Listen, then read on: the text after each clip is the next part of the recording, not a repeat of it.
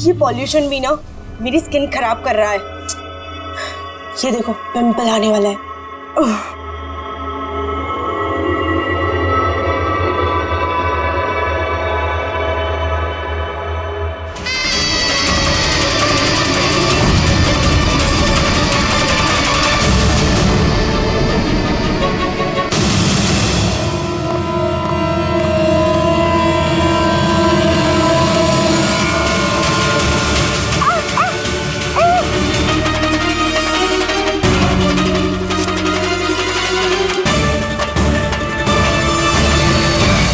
सबसे पहले तो हम आपका धन्यवाद करना चाहेंगे कि आप हमारी इस डॉक्यूमेंट्री में हिस्सा बनने के लिए राजी हो गए। सर, जैसा कि आप जानते हैं कि हम इस डॉक्यूमेंट्री के जरिए सीरियल किलर्स की साइकोलॉजी यानी कि उनके मनोविज्ञान को बेहतर तरीके से जानने की कोशिश कर रहे हैं। तो सर, आप इसके बारे में क्या कहना चाहेंगे? देखिए, सीरियल किलर एक खास किस्म का मुजरिम होता है, एक खतरनाक किस्म का मुजरिम। जैसे जो आम खूनी होते हैं उनके पास कोई मोटिव होता है, कोई वजह होती है खून करने के लिए, लेकिन सीरियल किलर नहीं, उसके पास कोई वजह नहीं होती, बस सिर्फ शौक पूरा करने के लिए या फिर मजे के लिए वो खून करते जाते हैं।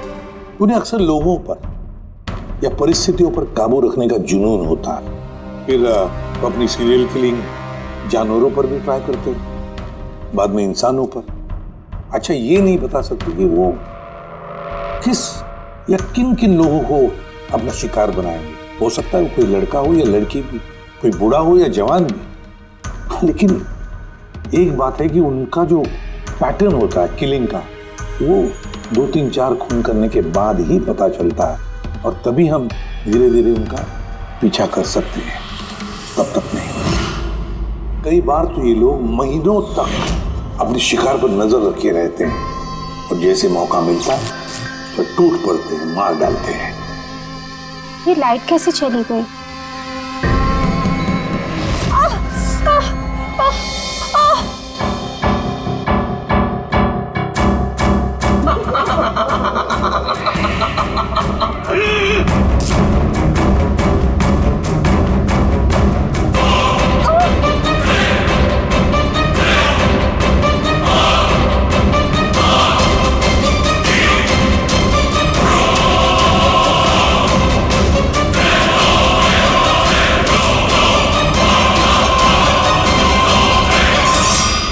गॉड, ये लाइट को भी अभी जाना था।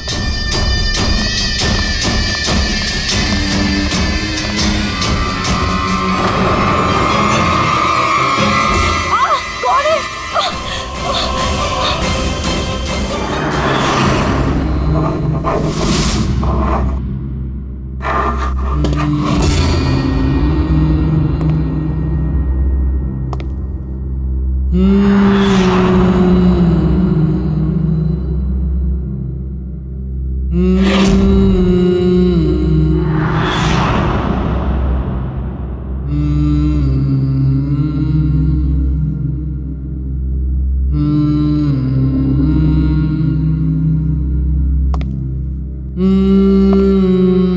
कई बार ये सीरियल किलर्स अपने शिकार की कोई भी चीज अपने साथ ले जाते हैं, उसको मारने के बाद शायद अपनी जीत का मेडल समझकर।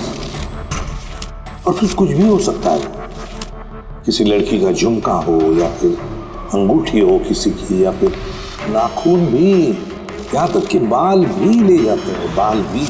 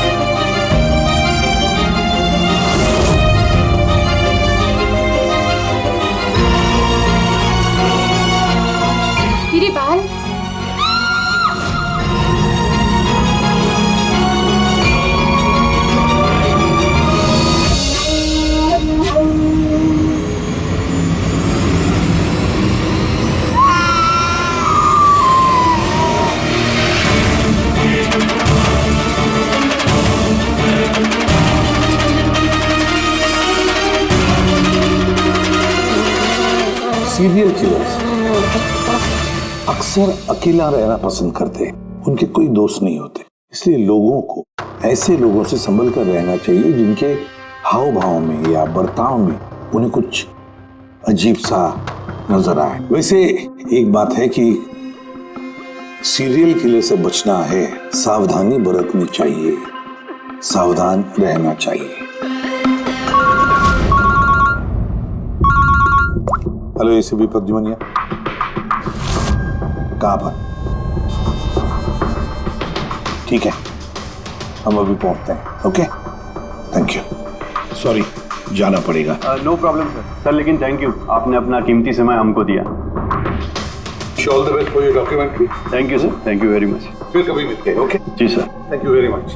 Bye bye.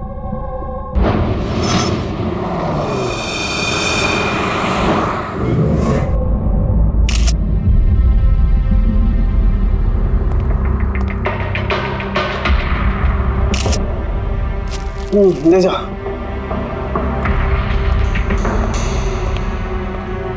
की क्या वजह है मौत की?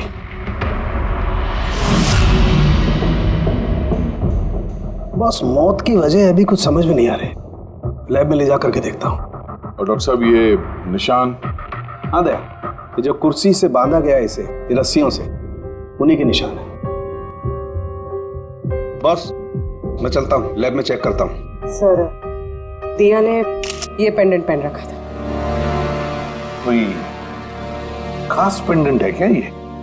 सर, इस पेंडेंट में एक जीपीएस बेस्ड सेफ्टी अलार्म है। अगर पेंडेंट पहनने वाला किसी मुसीबत में है तो इस पेंडेंट को 2 बार प्रेस करने से पेंडेंट पहनने वाले के फोन की इमरजेंसी लिस्ट में जो भी कॉन्टैक्ट्स है उन्हें एक SOS मैसेज जाता है कि ये इंसान खतरे में है। अच्छा, तो दिया ने कल रात ये पेंडेंट 2 बार दबाया था? हाँ सर। कितने बजे? सर, 12:30 बजे। और इसका वो SOS वाला मैसेज वो किसको गया? सर, उन 2 लड़कों को।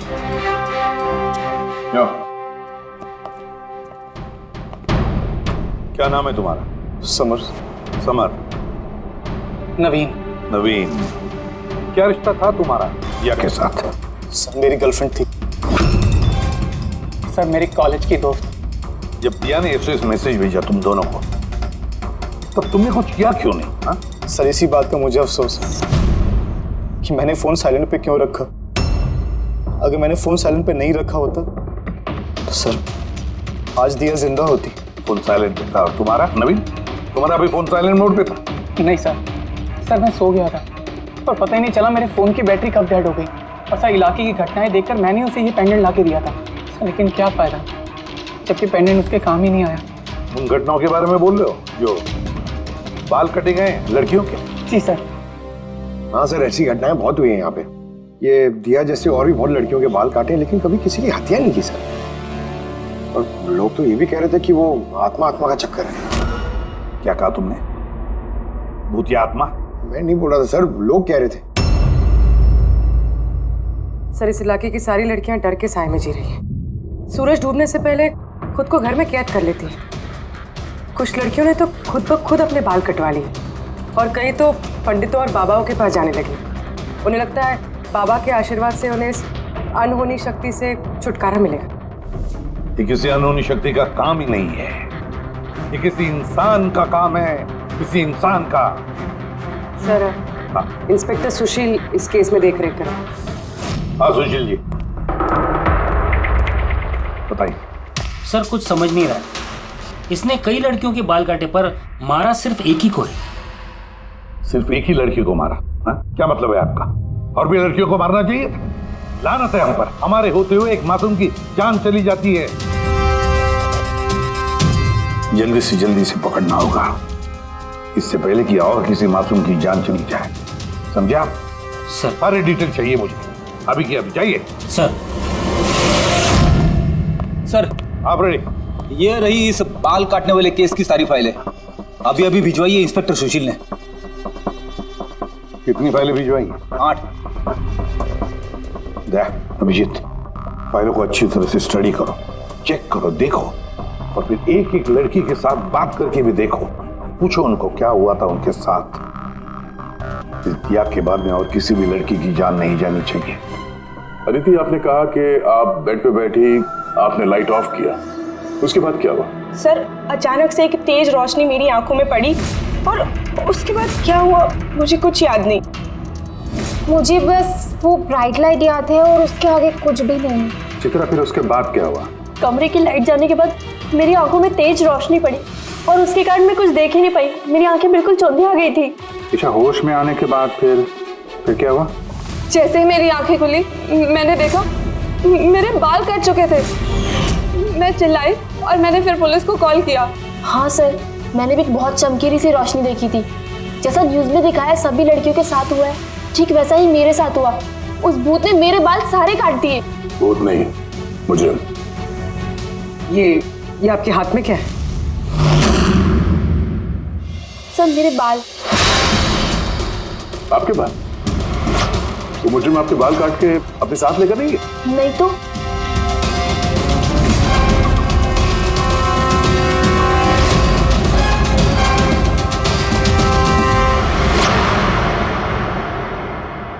बड़ी अजीब बात है, इस मुजरिम ने जिन जिन लड़कियों के बाल कटे वो बाल अपने साथ लेकर गया, लेकिन इन 4 लड़कियों के बाल काट कर बालों को घर पर ही छोड़ गया। ये कैसे हो सकता है और फिर क्यों? सर, हो सकता है कि उन पे हमला हुआ ही नहीं। उन लोगों ने ये न्यूज़ में देखा होगा ये सब, तो पब्लिसिटी के लिए ऐसा दिखा रहे जैसे उनके साथ भी ऐसे कुछ हुआ। सर, 2 लड़कियों की दिमागी हालत थोड़ी ठीक नहीं है। उनको गलतफहमी हो गई कि उनके साथ ऐसा हुआ, जबकि ऐसा कुछ हुआ ही नहीं। मतलब सिर्फ 4 लड़कियों पर हमला हुआ, अदिति, बानी, चित्रा और ईशा। Yes sir. एक काम करते हैं, फिर से वहीं से शुरुआत करते हैं जहां पर ये सब हुआ था। क्राइम लोकेशंस के फोटोग्राफ, सबूत, जो कुछ भी मिला है वहां से सबको दोबारा चेक करते हैं अच्छी तरह से। लगता है कुछ ना कुछ तो छूटा है हमसे, जो इस बार मिलेगा जरूर।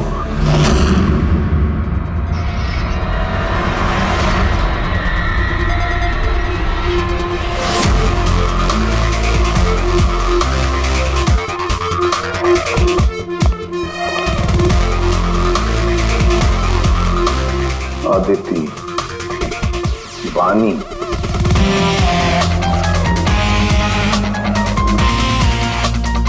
चित्रा, ईशा।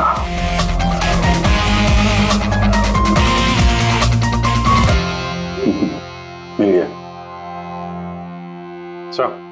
हाँ सर, ये ईशा के घर पे जो मोमबत्ती थी, इस पे से ये फिंगरप्रिंट मिला है। खूनी का हो सकता है सर।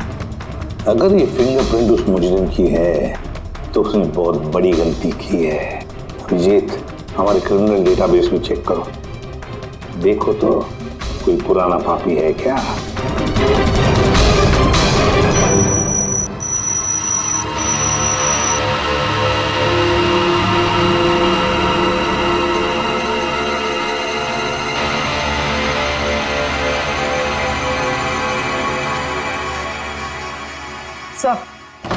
सर ये पुराना पापी है सर, मगर सिर्फ 17 साल का।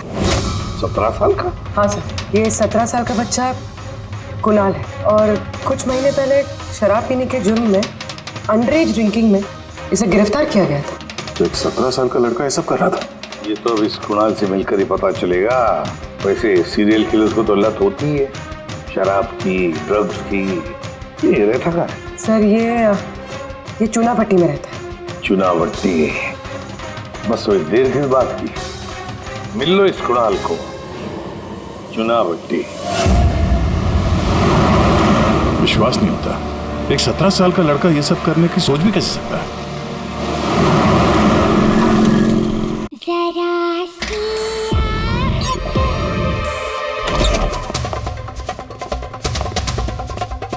कुणाल जी, आप कौन? सीआईडी। सीआईडी? शर्म नहीं आती? लिखाई पढ़ाई की उम्र में ये सब कर रहा है? हाँ? क्या सर? कौन है कुणाल?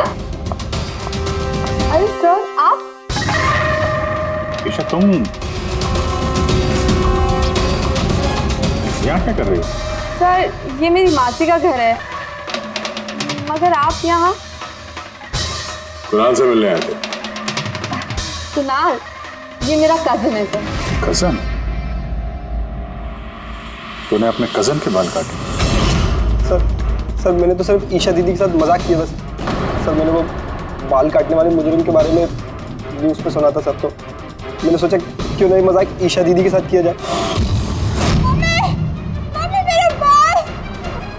उन्होंने चिल्ला के सारा घर सर पे उठा लिया और पुलिस को फोन कर दिया सर। मैं डर गया था सर, इसीलिए मैंने वो बाल फेंक दी और चुपचाप घर से निकल गया। तूने इतना गंदा मजाक किया मेरे साथ? नहीं सॉरी, इसके लिए मैं तुझे कभी भी माफ नहीं करूंगी, कभी भी नहीं। सॉरी सर मैंने सिर्फ ईशा दीदी के साथ ही मजाक किया था, बाकी किसी लड़की के बाल मैंने नहीं काटे सर। तो तुम्हारी बात का यकीन कैसे कर ले? आप चाहे तो मेरी मम्मी से पूछ लीजिए सर। जिस दिन भी ये वाकया हुआ है उस हर रात को मैं अपने घर पे ही था सर। तुझे हर चीज मजाक लगती है ना, जानता है जब भी वो पल याद करती हो ना मेरा दिल दहल जाता है। दीदी सॉरी। शुक्र मनाओ दोबारा गिरफ्तार नहीं कर रहे हैं तुम्हें। अपनी आदतें बदल लो वरना आगे चल के किसी बड़ी मुसीबत में फंस जाओगे।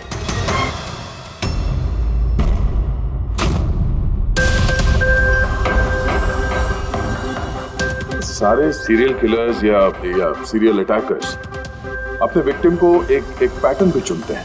हाँ बिल्कुल दया, वैसे होता है। याद है ना तुम्हें वो केस जिसमें किलर ने 40 और 50 साल के बीच वाले बिजनेसमैन को चुना था अपने शिकार के लिए?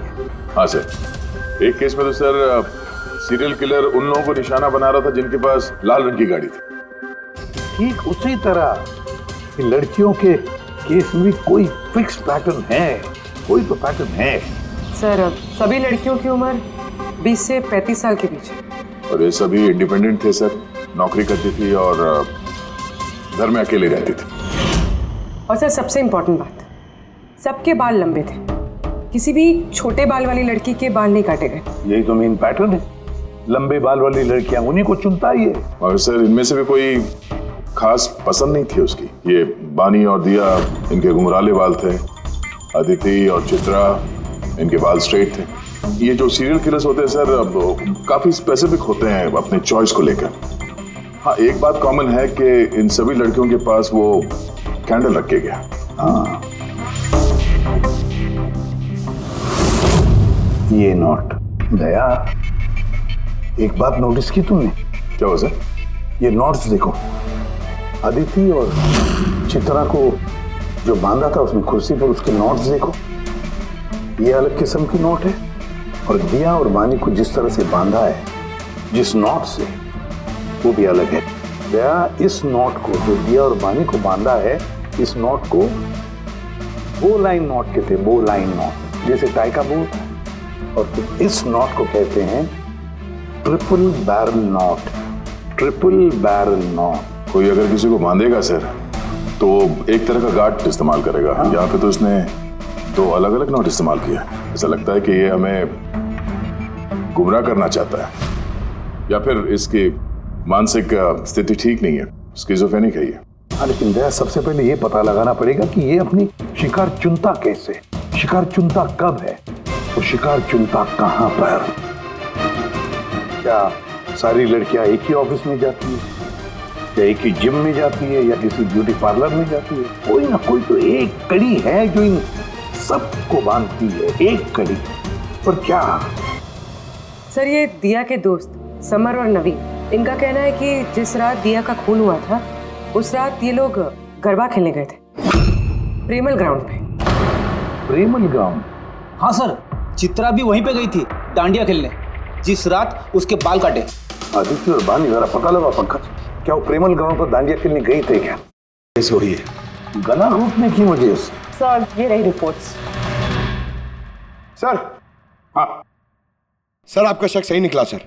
अदिति और बानी दोनों उसी रात में डांडिया खेलने गए थे जब वो हादसा हुआ था। इसका मतलब है दया, ये मुजरिम प्रेमल ग्राउंड पे जाता है डांडिया प्रोग्राम में, किसी लंबे बाल वाली लड़की को चुनता है अपने शिकार के लिए। वहां से निकलने के बाद घर तक पीछा किया होगा, अब मौका मिलते ही जुर्म को अंजाम दे दिया।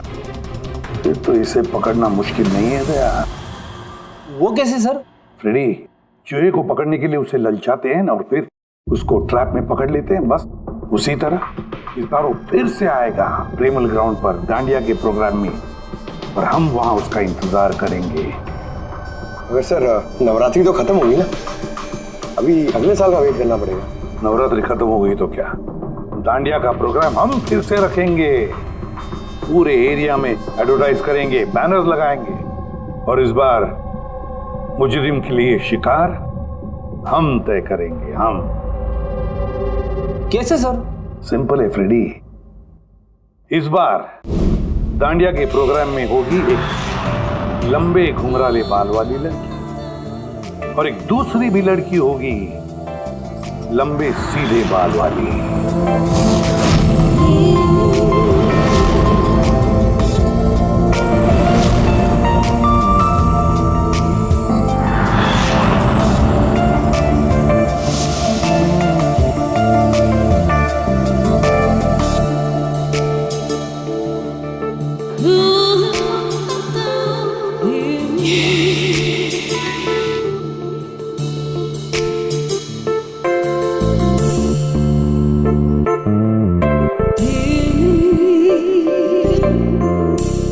अब ये नकली बालों के एक्सटेंशन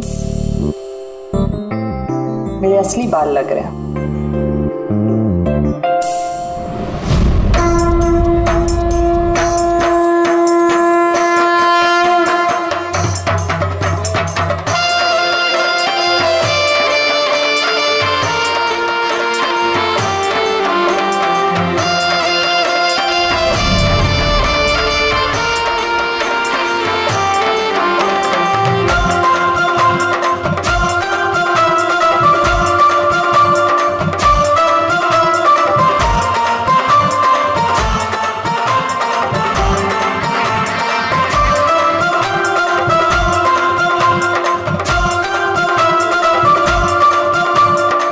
अभिजीत, सब कुछ ओके? कहाँ गया? Okay fine.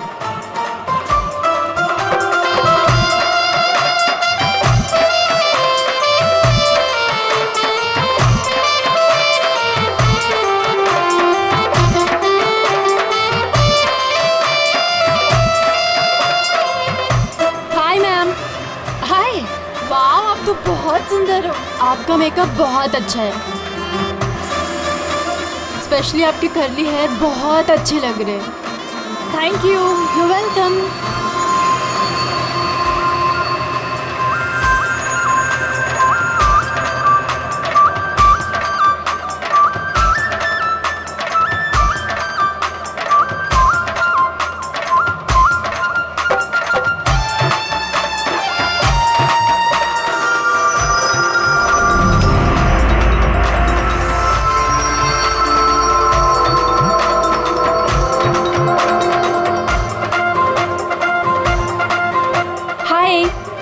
हाय। आपकी ड्रेस बहुत अच्छी है। Thank you. आपकी भी ड्रेस बहुत सुंदर है। Oh thank you.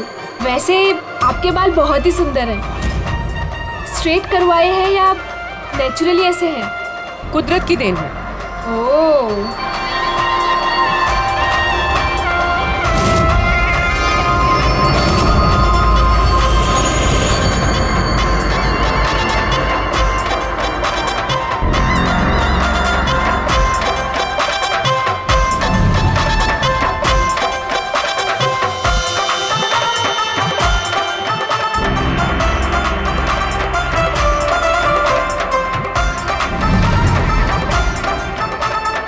सुनो, मेरे बाजू में एक लड़का डांस कर रहा है, वो कुछ गड़बड़ लग रहा है।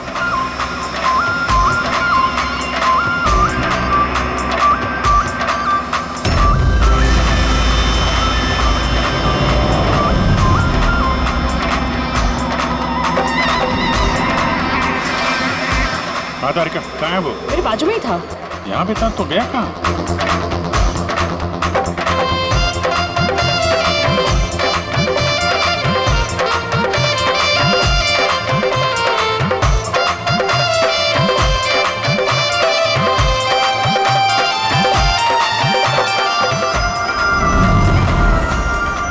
पूर्वी, सर।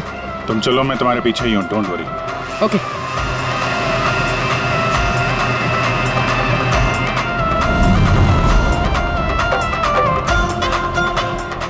आप जी मैं पूर्वी के पीछे जा रहा हूँ, तुम तारिका के पीछे रहना। ओके ठीक है, मैं तारिका के पीछे जाता हूँ। ओके।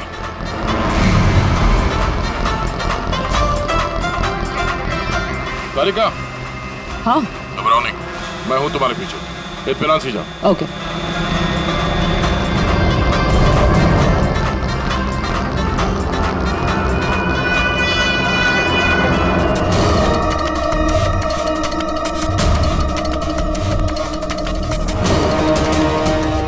ओफो, यहाँ पर तो कोई ऑटो या टैक्सी भी नहीं मिल रही।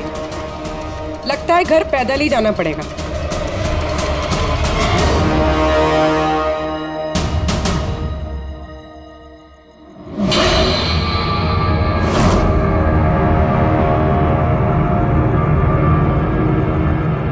सर, कोई पीछा कर रहा है क्या? नहीं, अभी तक तो कोई दिखा नहीं। तुम आगे बढ़ो, देखते हैं, शायद कोई इंतजार कर रहा हो।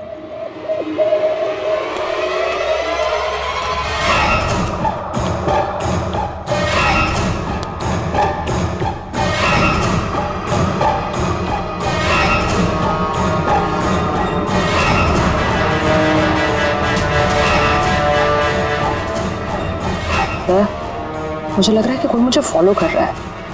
कोई है क्या? नहीं तारिका, ऑल क्लियर। ओके।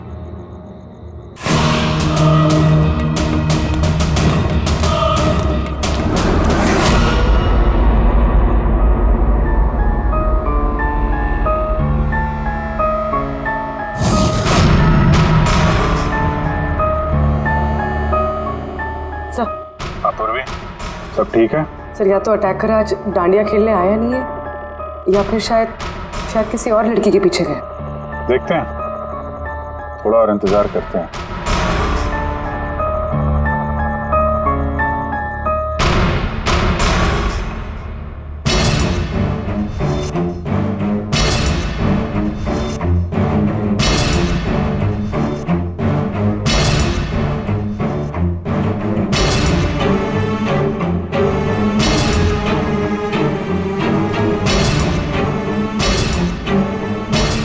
तारिका, सब ठीक है? तारिका, आदे, क्या चक्कर है? लगता है तारिका पे अटैक हुआ है। तारिका पे अटैक हुआ है पूर्वी, मैं वहां जा रहा हूँ। सर, मैं अभी पहुंचती हूँ।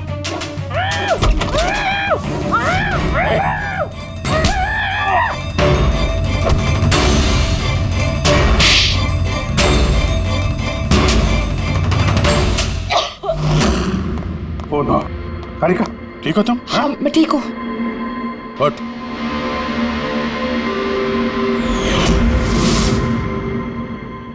अरे, ये तो भाई है वो गरबा वाला।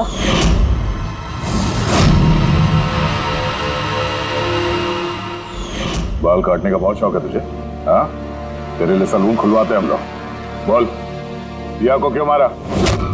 नहीं सर, मैंने किसी को नहीं मारा। झूठ बोल रहा है? हाँ? नहीं सर, मैंने किसी को नहीं मारा सर, मैं सच कह रहा हूँ।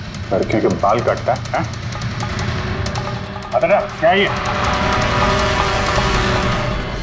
साइनोफोलिमस।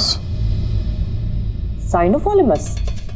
इससे तो इंसान सिर्फ बेहोश हो सकता है, मर नहीं सकता। सर, मैंने कहा था ना सर, मैंने किसी को नहीं मारा। मैं लड़कियों को बेहोश करने के लिए सर इसका यूज करता था, ताकि उनके बाल आसानी से काट सकूं। दिया को मारा कैसे पे? हाँ? सर, नहीं मारा मैंने सर, मैंने किसी को भी नहीं मारा। तारिका, क्या इस पॉसिबिलिटी है क्या कि इस केमिकल से दिया की मौत हो जाए? सिर्फ अगर दिया को इस केमिकल की एलर्जी है, सिर्फ इसी केस में वो मर सकती है, अदरवाइज। तो देखो ना, टेस्ट वेस्ट करो, पता करो। हाँ, टेस्ट करती हूँ। तो चल, तेरा बाल कटेगा ब्यूरो में, चल। ये पूर्वी का है, उसे तो यहाँ आ जाना चाहिए था अभी तक। पूर्वी को तो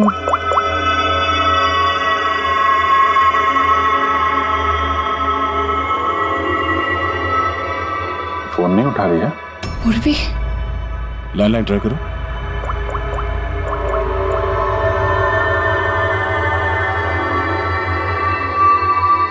सिर्फ बेल जा रही है। पूर्वी,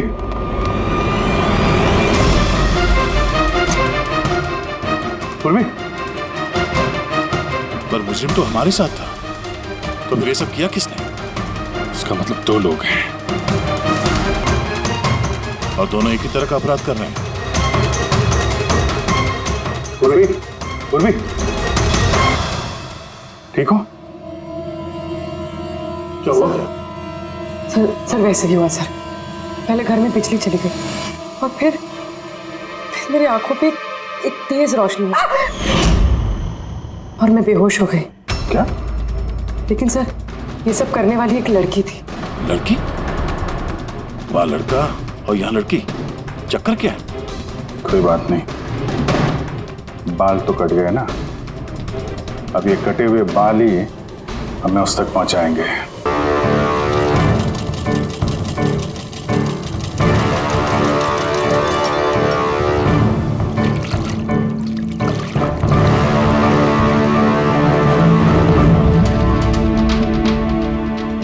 देखिए सुमन जी, आप कुछ ज्यादा डिमांड कर रही हैं। देखिए गगन जी, आपने जो काम दिया है ना वो कोई आसान नहीं है, बहुत ही खतरा है उसमें, तो आपको हमारे पैसे बढ़ाने होंगे। ठीक है, मुझ पे भरोसा रखो, मैं बाद में बढ़ा दूंगा। बाद में नहीं, अभी बढ़ाइए।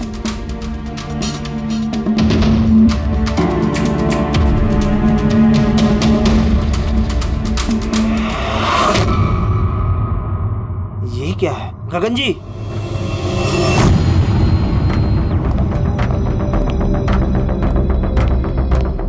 ये देखो, इन बालों में काफी अजीब तरह की जू है।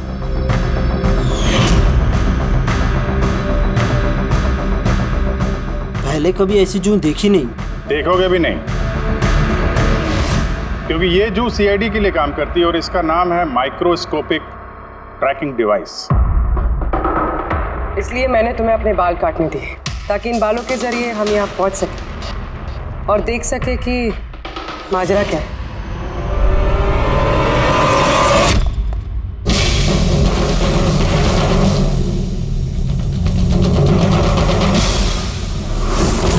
सर मेरी कोई गलती नहीं है, मुझे गगन जी से पैसे मिले थे ये सब करने के लिए। गगन जी पैसे देंगे और बोलेंगे कुएं में कूद जाओ तो कूद जाओगे?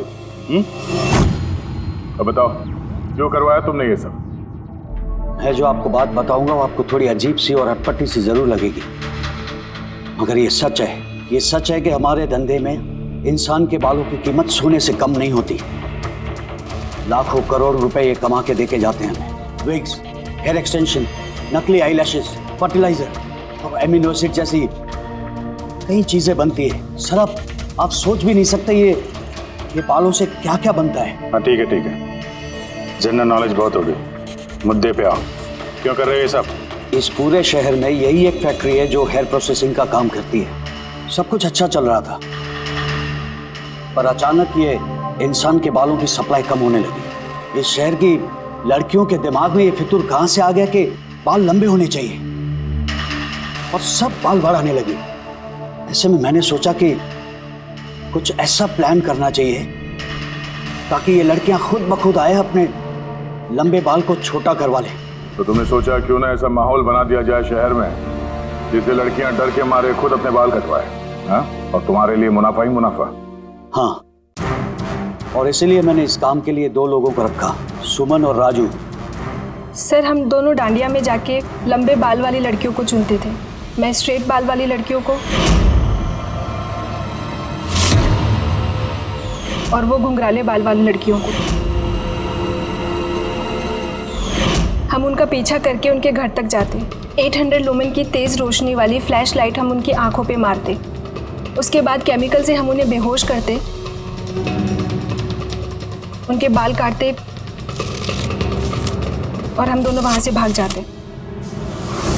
चलो, ये तो समझ में आया कि क्यों और कैसे करते थे, पर इन सब चक्करों में दिया की जान क्यों ली? सर मैंने नहीं मारा उसे, पता नहीं कैसे मरी वो। शायद उसी केमिकल से जिससे तुम लोगों को बेहोश कर रहे थे। हो सकता है उसे उसकी एलर्जी हो और उसी में उसकी जान चली गई। सर मुझे कैसे पता होगा कि उसे एलर्जी थी, और ऐसे आप लोग मुझे झूठे खून के इल्जाम में गिरफ्तार नहीं कर सकते।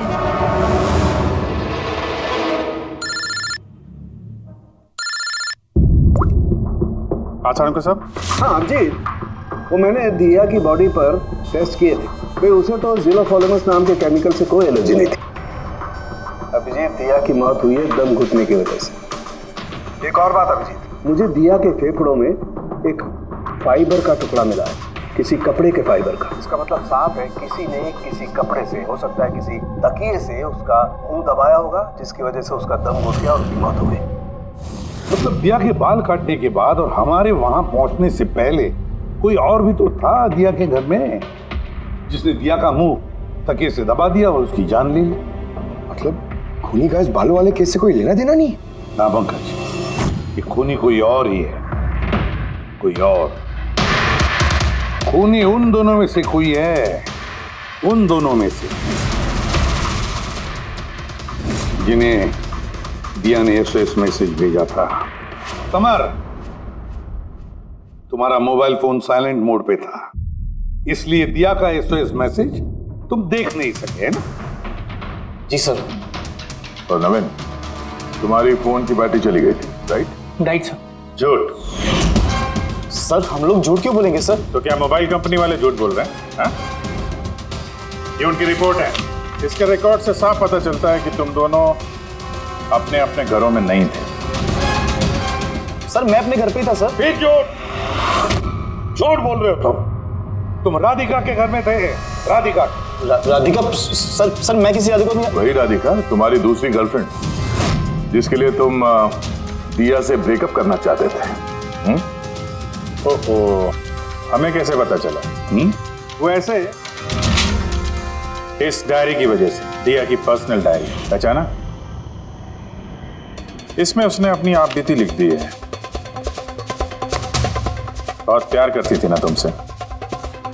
उतना ही प्यार जितना ही नवीन करता था दिया से। क्या नवीन तुम दिया से प्यार करते थे? हाँ, इतना प्यार कैसे चिंता रहती थी दिया की सुरक्षा की, और इसीलिए इसने उसके लिए वो पेंडेंट ला कर दिया। और एसओएस मैसेज मिलने के बाद ये तुरंत उसके घर पे पहुंचा था। तो नवीन, उस रात घर में क्या हुआ ये तुम बताओगे या फिर हम लोग बताएं? सर उस रात दिया दिया दिया दिया उठो। पानी। दिया दिया दिया उठो। दिया दिया तुम ठीक हो? दिया दिया ये सब किसने किया है? और तुम्हें किसने मांगा है? समर कहाँ है? क्या कहा तुमने? समर कहाँ है? मैं अपना सब काम छोड़ छाड़कर भागा भागा तुम्हारी मदद के लिए आया हूँ और तुम कह रही हो कि समर कहाँ है? एसओएस मैसेज तो उसे भी मिला होगा, तो वो तुम्हारी मदद करने के लिए क्यों नहीं आया जब तुम्हें उसकी सबसे ज्यादा जरूरत है? क्या सुनो, अगर इस दुनिया में कोई तुमसे सबसे ज्यादा प्यार करता है तो वो बस मैं हूँ, बस मैं, और कोई नहीं, समर भी नहीं। नवीन, मैं तुम्हारी भावनाओं की कदर करती हूँ, लेकिन मैं तुमसे प्यार नहीं करती। प्लीज ये सब छोड़ो और पहले मुझे खोलो और पुलिस को बुलाओ। लगता है किसी ने मेरे बाल काट दिए। कटे हुए बाल तो वापस भी आ सकते हैं, लेकिन टूटा हुआ दिल दोबारा नहीं जोड़ सकता। नवीन, नवीन कहाँ जा रहे हो? नवीन, क्या कर रहे हो? नवीन, नवीन, नवीन। अगर मैं दिया से इतना प्यार न करता तो शायद मैं उसकी जान भी न लेता। प्यार, जिसे तुम प्यार कहते हो वो प्यार नहीं है, खुदगर्जी है। अगर सही मायने में तुम दिया से प्यार करते तो उसकी खुशी को अपनी खुशी मानते, मगर नहीं, तुम सिर्फ उसे पाना चाहते थे, बस। अपने प्यार को बचाने के लिए लोग अपनी जान कुर्बान करते हैं, प्यार का गला नहीं घोटते। इस प्यार की झूठे बुखार ने तुम्हें खूनी बना दिया, अपने प्यार का खून कर दिया तुमने, मार डाला दिया को। तुम्हें तो शायद फांसी ही होगी।